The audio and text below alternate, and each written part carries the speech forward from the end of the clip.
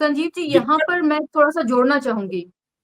हाँ, आपने जैसे कि बोला कि घर से बाहर तक गालियाँ थी, इंटरनेट नहीं भी था, तो उसी तरीके से सेक्सुअल कंटेंट भी, शादी-ब्याह में अब गाए है। जाने वाले जो गाने होते हैं और सब इस थे। तरह की जितनी भी बातें होती हैं, बच्चे वो उसी माहौल में पले-बड़े होते हैं हमारे।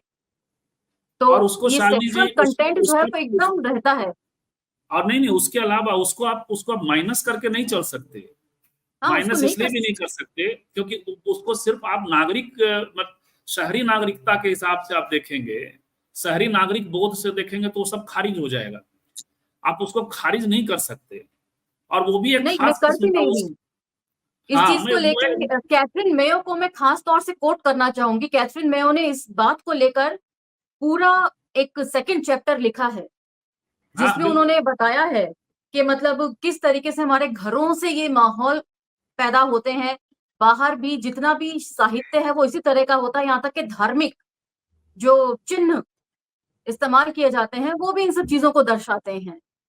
और बिल्कुल। उन्होंने एक चीज काफी अच्छी कोट करी थी कि 12 सितंबर 1923 में जनेवा में अश्लील साहित्य के विरुद्ध जो है जब सम्मेलन हुआ था तो सभी देश जो हैं वो उससे सहमत हुए थे।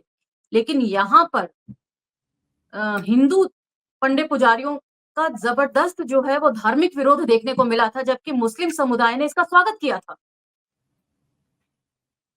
तो मुझे तो लगता है यहाँ पर उसमें कैप्टन मेयो को कोट किया जाना बहुत जरूरी है कि उन्होंने इन सब चीजों के ऊपर लिखा है कि यहाँ के तो बच्चे उसमें जो हैं वो देखिए, एक अश्लील माहौल में ही पैदा होते हैं और उसी में पलते बढ़ते हैं। पोर्नोग्राफी तो मैं समझती हूँ एक अ, उसको बड़ा जनरलाइज करने का तरीका है।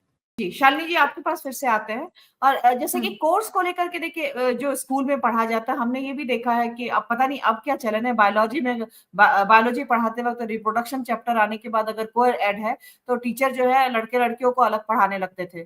फिर उसके बाद या फिर लड़कियों को भी पढ़ा रहे तो चैप्टर को एक ना वैसे रीड करके छोड़ दिया, मतलब आए और उस चैप्टर में बहुत एक्सप्लेनेशन नहीं होता था और सिर्फ वो रीड कर दिया। तो इस तरह के इसमें आपको लगता है किस किस्म की चुनौतियां पेश आ सकती है एक सिलेबस बनाने में इस तरह का, और इसको और खास तौर पे कोएड में क्या हमारे स्कूल जो है, जो कोएड स्कूल है, लड़के लड़कियों को एक साथ बचपन से इस सिलेबस इस कंटेंट को पढ़ाने के लिए मानसिक रूप से खुद ये टीचरों की अपनी इतनी ज्यादा टीचर्स की इतनी ज्यादा टीचरों बोल रही हूँ मैं, टीचर्स की खुद की इतनी ज्यादा खुद की कंडीशनिंग है कि वो इस विषय को इस तरह के विषय को किस किस्म की सेंसिटिविटी के साथ हैंडल करने को तैयार है नहीं है। तो इस तरह की तमाम जो चुनौतियां, इस पर मैं चाहूंगी कि आप अपनी बात कहें।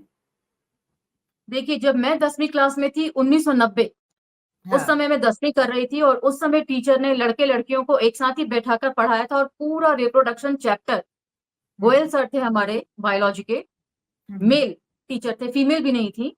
तो उन्होंने हम्म। पूरा ड्राइंग्स के साथ उस चीज को इलेबोरेट किया था और अच्छे से समझाया था कि किसी बच्चे मतलब एक टीचर के तौर पर उन्होंने अपनी जिम्मेदारी का निर्वहन किया था अच्छे से। और हम्म। बच्चों के स्कूल में भी ऐसा मैंने कुछ अभी तक देखा नहीं है। तो मेरे हम्म। लिए थोड़ा सा ये डाइजेस्ट कर पाना कि अलग अलग पढ़ाया जाता है थोड़ा सा मुश्किल भी हो रहा है, क्योंकि मैंने अपने दौर में भी कभी ऐसा माहौल नहीं देखा को एजुकेशन में।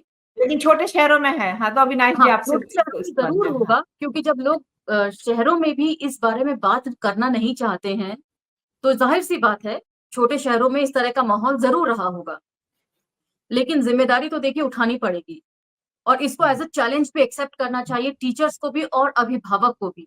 जब आप किसी चीज को बतौर चैलेंज एक्सेप्ट करते हैं और ये मानने को तैयार होते हैं कि बच्चा जो है अब उतना बच्चा नहीं रह गया है जितना आप समझ रहे हैं, हम्म। तो तब आप उसको लेकर कुछ आउटकम्स ढूंढेंगे कि किस तरीके से बच्चों की जिज्ञासा को शांत किया जाए। सबसे पहले तो उनके मन में जो उठ रही उथल पुथल है उसको समझने की जरूरत है अभिभावक के तौर पर। आजकल तो स्कूलों में साइकेट्रिस्ट भी अपॉइंट किए जाने लगे हैं कि बच्चे के यदि मन में कोई उथल पुथल है वो माँ बाप से नहीं कह पा रहे हैं तो वो जाकर टीचर से कह सकते हैं। टीचर उनको एजुकेट कर सकती हैं चीजों को लेकर। तो स्कूलों में पहले के मुकाबले थोड़े से बदलाव तो चेंजेस आए है। ही हैं। मेरे बच्चे पब्लिक स्कूलों में पढ़ रहे हैं, अब सरकारी स्कूलों का क्या माहौल है ये मैं फिलहाल नहीं कह सकती, हम्म। क्योंकि इस चीज को लेकर मैंने अभी तक कोई स्टडीज देखी नहीं है। जी।